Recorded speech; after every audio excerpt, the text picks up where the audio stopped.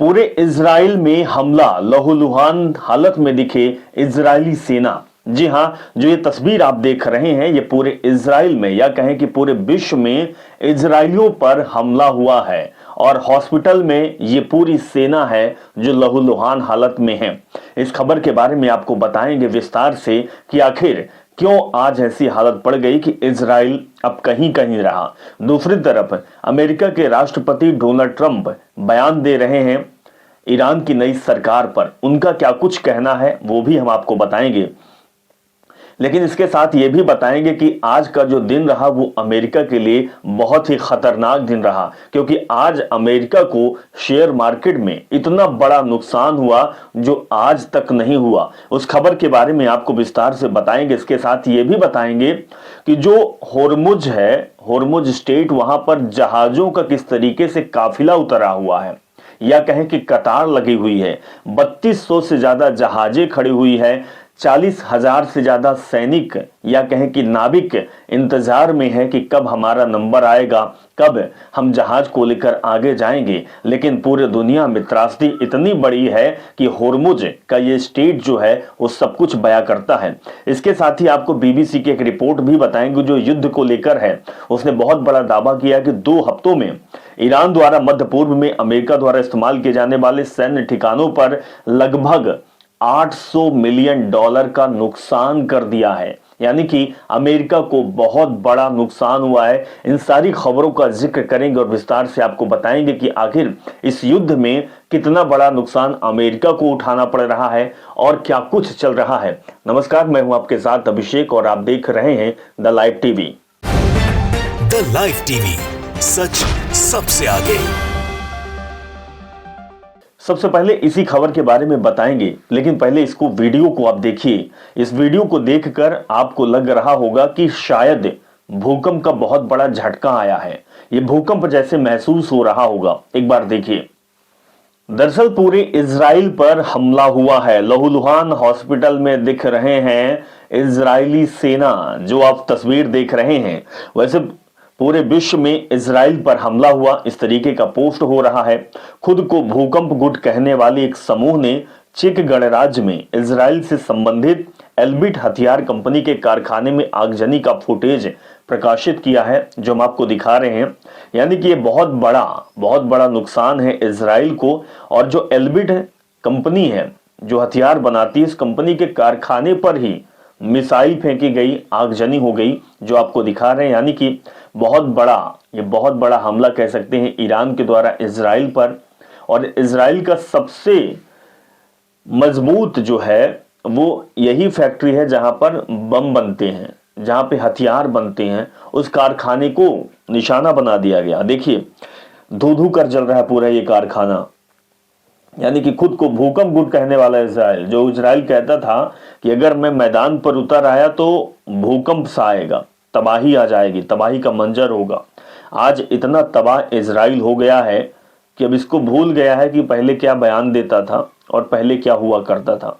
इसके साथ ही ये हैं डोनाल्ड ट्रंप, और डोनाल्ड ट्रंप का बहुत बड़ा बयान आया है किसको लेकर? जो नए ईरान के सराका बने हैं, जिनकी बागडोर, ईरान की बागडोर इनके हाथ में है, खामेनेई जी। दरअसल राष्ट्रपति ट्रंप का कहना है कि ईरान की सत्ता में बदलाव लाना अमेरिकी हमलों का प्राथमिक लक्ष्य नहीं है। यानी कि जो अमेरिका हमला कर रहा है वो इसलिए नहीं कर रहा है कि वो सत्ता पर काबिज हो जाए या उसमें बदलाव आ जाए। हालांकि इससे पहले डोनाल्ड ट्रंप ये कह चुके हैं कि जो नए मुस्तफा आए हुए हैं, जो नए सराका बने हुए हैं आयतुल्लाह खamenei के बेटे, वो मंजूर नहीं है, नई सरकार उनको मंजूर नहीं है। अब कह रहे हैं कि अमेरिकी हमलों का प्राथमिक लक्ष्य ये नहीं था कि ईरान की सत्ता में बदलाव लाना। मतलब आप समझिए, ये बयान क्या क्या देते रहते हैं, इनको खुद पता नहीं होता। इतने सारे इनकी बयानबाजी होती है और अब इनका बयान नया आ गया है कि अमेरिकी जो हमला हो रहा है ईरान पे, या हमला कर रहे हैं, उनका कोई लेना देना नहीं है कि सरकार बदले। इसकी प्राथमिकता वो नहीं देंगे। वो प्राथमिकता देंगे कि कैसे हम पूरे जो तेल का भंडार है उस पर हम कब्जा कर लें, वो हमारे साथ आ जाए। दूसरी तरफ इस खबर का जिक्र करेंगे, इसको भी देखिए। Saudi Arabia has agreed to open King Fahd airbase in Taif. दरअसल सऊदी अरब ने ईरान के खिलाफ युद्ध में अमेरिका की मदद के लिए पश्चिमी सऊदी अरब के ताइफ में स्थित किंग फहद हवाई अड्डे को खोलने पर सहमति जताई है। मिडिल ईस्ट से खबर आई हुई है। देखिए, एक सऊदी अरब जो है वो ईरान के खिलाफ युद्ध के लिए अमेरिका का साथ दे रहा है और कह रहा है कि अगर हमारे एयरबेस को, यानी कि सऊदी अरब के जो एयरबेस हैं उसको कहीं ना कहीं ईरान ने निशाना बनाया है। जो तेल के जहाँ पर रिफाइनरी सेंटर था उसको भी निशाना बनाया है। अब ये कहना है कि हम जो हमारा अरब में ताइफ किंग फहद हवाई अड्डा है वो हम अमेरिका के लिए छोड़ देंगे कि तुम अपनी हवाई अड्डा का इस्तेमाल करो, अपनी प्यास बुझाओ और ईरान पर हमला करो, इसका यही कहना है। लेकिन अमेरिका और पश्चिमी अधिकारियों ने मिडिल ईस्ट आई को बताया है कि रियाद का रुख बदल गया और अब वह ईरान को सऊदी अरब पर हुए हमले के लिए दंडित करने के उद्देश्य से अमेरिका और इजराइल का समर्थन कर रहा है। यानी कि जो पहले साथ देने की बात कर रहा था कि हम ईरान का साथ देंगे, अब वो अमेरिका और इजराइल का साथ देने को तैयार है। उसका इरादा बदल गया है। लेकिन आगे क्या होगा ये बहुत बड़ा मामला है और आगे आने वाला समय बताएगा। लेकिन ये खबर भी देखिए, बहुत बड़ी खबर ये है कि आज अमेरिकी शेयर बाजार से $1 ट्रिलियन का नुकसान हुआ है। ये आप देख रहे हैं कि किस तरीके से जो रेड सिग्नल है वो नीचे लुढ़क जा रहा है। ये अमेरिका का वजूद है। $1 ट्रिलियन से ज्यादा का नुकसान आज हुआ है। ये बहुत अहम खबर है कि जो इन्वेस्टर हैं, जो अमेरिका की कंपनियों पर इन्वेस्टमेंट कर रहे हैं, वो दरअसल अब उनको भरोसा नहीं है। क्योंकि आपने देखा होगा कि एप्पल के हेडक्वार्टर को उड़ाने की बात आ गई थी, मिसाइल बची गई दुबई का। उधर दूसरी तरफ बैंकिंग सेक्टर का हाल आप देख रहे हैं कि ईरान लगातार हमला कर रहा है। अब शेयर बाजार भी अमेरिका का लुढ़क कर रहा है। $1 ट्रिलियन से भी ज्यादा नीचे गिर गया है। इसका रीजन ये है कि कंपनियों से अब लोगों को भरोसा नहीं है, लोग अपना पैसा निकाल रहे हैं और ये पैसा डूब गया है। यानी अमेरिका को बहुत बड़ा घाटा लगा है। इसके बारे में बताएंगे। It took Iran 2 weeks to end NATO two decades plus military occupation of Iran को इराक पर नाटो के 2 दशक से अधिक के सैन्य कब्जे को समाप्त करने में 2 सप्ताह का समय लगा। दरअसल जो इराक और नाटो पर चल रहा था युद्ध, उसको लेकर, ये कब्जे को लेकर जो हटाने की बात आई, ये समाप्त करने की बात आई, 2 सप्ताह का समय लगा। लेकिन ईरान और इस युद्ध को समाप्त करने में या रोकने में कितना समय लगेगा किसी को पता नहीं है। द क्रेडल की ये तस्वीर देखिए और देखिए किस तरीके से पूरा जो इलाका है वो आगजनी में तब्दील हो गया है, धू धू कर जल गया है। ये विक्टोरिया बेस की तस्वीर है जो आप देख रहे हैं। फुटेज में दिखाया गया है कि शुक्रवार रात को इराकी प्रतिरोधियों द्वारा निशाना बनाए जाने के बाद बगदाद स्थित अमेरिकी विक्टोरिया बेस आग की लपटों में घिर गया है और जो पूरा ये बेस सेंटर है, विक्टोरिया बेस सेंटर, ये जलकर खाक हो गया है। इसके साथ ही इराक से नाटो मिशन बाहर चला गया है। पूरा नाटो मिशन जो है बाहर चला गया। यहाँ ईरान समर्थित इराकी मिलिशिया कताइब हिजबुल्लाह के हमलों से अमेरिकी एम्बेसी को बहुत ज़्यादा नुकसान हुआ है, जो आप देख रहे हैं। ये ईरान समर्थित जो है इराकी मिलिशिया कताइब हिजबुल्लाह के हमलों से अमेरिकी जो असेंबली है उसको नुकसान पहुंचा। कि इसको ये हिजबुल्लाह लगातार ईरान के साथ चल रहा है, ईरान का संगठन भी है और लगातार अमेरिका और इजराइल को परास्त कर रहा है, धूल चटा रहा है।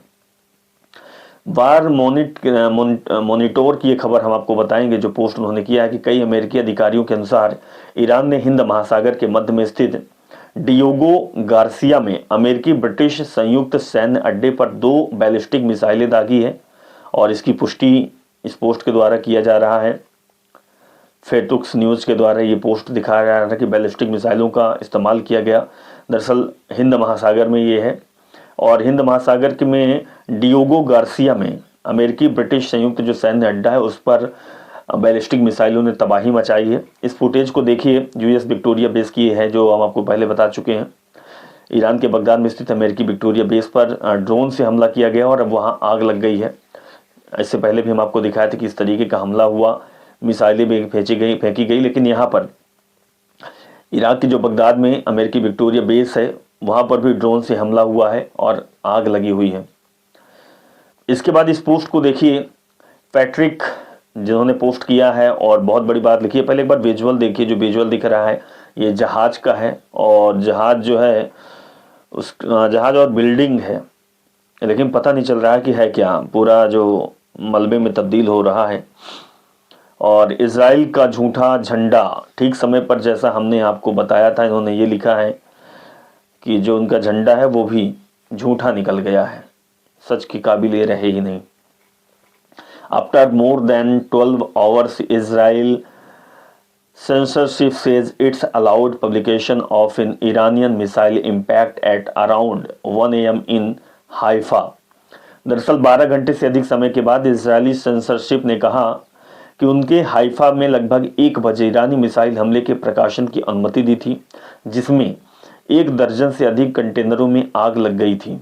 ये आप तस्वीर पे देखिए कि जो कंटेनर है किस तरीके से आग लगी हुई है।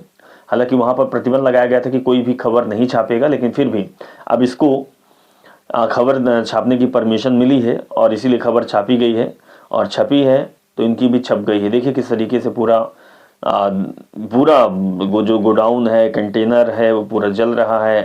हालांकि आग बुझाने के लिए लोग लगे हुए हैं, फायर ब्रिगेड की टीम पहुंची हुई है, लेकिन आग पर काबू नहीं पाया जा रहा है।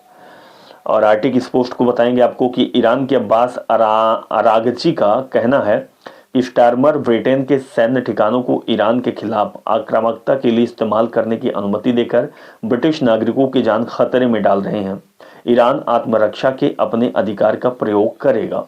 यानी कि अगर ईरान के किसी भी व्यक्ति के साथ या किसी भी संगठन के साथ अगर गलत करोगे तो फिर ईरान तैयार है, वो अपने रक्षा के लिए कुछ भी करेगा। दरअसल ईरान के अब्बास अरागची का ये कहना है कि स्टार्मर ब्रिटेन के सैन्य ठिकानों को ईरान के खिलाफ आक्रामकता के लिए इस्तेमाल करने की अनुमति देकर ब्रिटिश नागरिकों की जान खतरे में डाल रहे हैं।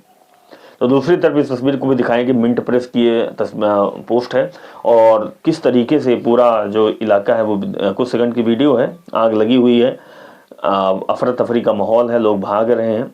ईरान द्वारा तेल अवीव पर किए गए हमलों के तस्वीर है, इसका प्रभाव दिख रहा है। अलग अलग स्थानों पर बहुत बड़ी दोस्तों बहुत बड़ी तबाही आई हुई है, तबाही की तस्वीर दिखा रहे हैं। और इस तस्वीर को भी देखिए, ये भी तबाही की है। ये दरअसल होर्मुज की तस्वीर है, होर्मुज स्टेट की तस्वीर है। और देखिए ये समुद्र में अब दिख रहा है कि समुद्र में कोई चल रहा है। दरअसल ये जो तस्वीर आप देख रहे हैं, जो वीडियो देख रहे हैं, लगभग 3200 जहाज हैं जो खड़ी हुई हैं। 40,000 नाविक कतार में खड़े होकर इंतजार कर रहे हैं कि कब उनका नंबर आएगा, और करते ही जा रहे हैं कई दिनों से। शायद जैसा डोनाल्ड ने कहा था कि होर्मुज स्टेट अपने आप ही खुल जाएगा, और ये कतार देखकर डोनाल्ड ट्रंप की बात कहीं सही नहीं दिख रही है। सही समझ में नहीं आ रहा कि डोनाल्ड ट्रंप कह क्या रहे हैं। डोनाल्ड ट्रंप अपने जहाज़ों को निकाल नहीं पा रहे हैं। विश्व में पेट्रोल, डीजल और गैस के लिए जो है वो किल्लत आ गई है, और इधर ट्रंप का बयान खत्म ही नहीं हो रहा है। इधर एक और बड़ी खबर देखिएगा, ब्रेक न्यूज़ ने इसको पोस्ट किया है कि बीबीसी की रिपोर्ट के अनुसार युद्ध के पहले 2 हफ्तों में ईरान द्वारा मध्य पूर्व में अमेरिका द्वारा इस्तेमाल किए जाने वाले सैन्य ठिकानों पर किए गए हमलों से लगभग $800 मिलियन का नुकसान हुआ है। बहुत बड़ा नुकसान हुआ है अमेरिका को, जो ईरान लगातार अमेरिका के ठिकानों पर, सैन्य ठिकानों पर, एयरबेस पर और उसके जहाज़ों को निशाना बना रहा है उससे। या फिर रडार सिस्टम की बात करें, $800 मिलियन का नुकसान अमेरिका झेल चुका है। ये बीबीसी ने बहुत बड़ा दावा किया है, इसने रिपोर्ट किया है। यानी कि ईरान लगातार आर्थिक रूप से अमेरिका और इजराइल दोनों को तबाह कर रहा है। उसका सीधे कहना है कि अगर हम क्योंकि जो अमेरिका है वो सिर्फ पैसा जानता है, डॉलर जानता है, उसको तो व्यापारी आदमी व्यापार चाहता है, और इसलिए इसीलिए ईरान टारगेट कर रहा है कि अब इसकी जो सौदेबाजी है, जिसका व्यापारिक सोच है, उसको हमें ख़त्म करना है, तबाह करना है। लगातार $800 मिलियन से ज़्यादा अमेरिका को नुकसान हो चुका है। ये बहुत बड़ा दावा है, बहुत बड़ी रिपोर्ट है बीबीसी की। इजराइल तो पूरा तबाह हो चुका है। तेल अवीव का हाल आपने देखा है, और शहरों का हाल देखा है, उनके ठिकानों का देखा है। नेतन्याहू कहाँ है पता नहीं। तो देखा जाए तो जो ये भी 20 दिन का युद्ध हुआ, 20 दिन में ईरान ने अमेरिका और इजराइल को तोड़ कर रख दिया है। ऐसी खबर आपको दिखाते रहेंगे। नमस्कार।